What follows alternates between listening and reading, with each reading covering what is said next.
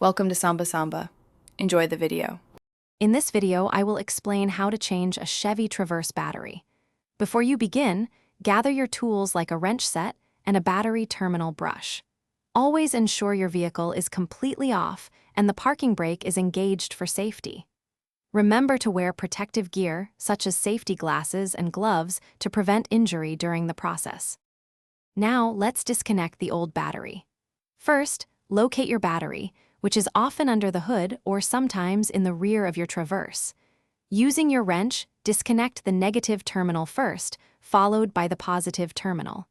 Be sure to remove any hold-down clamps or straps that secure the battery in its tray. With the old battery out, it's time for the new one. Start by thoroughly cleaning the battery tray and the terminal clamps to ensure good contact.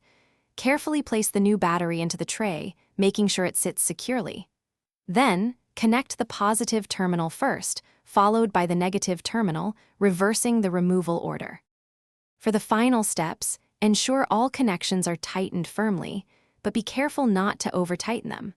Applying a small amount of anti-corrosion grease to the terminals will help prevent future buildup.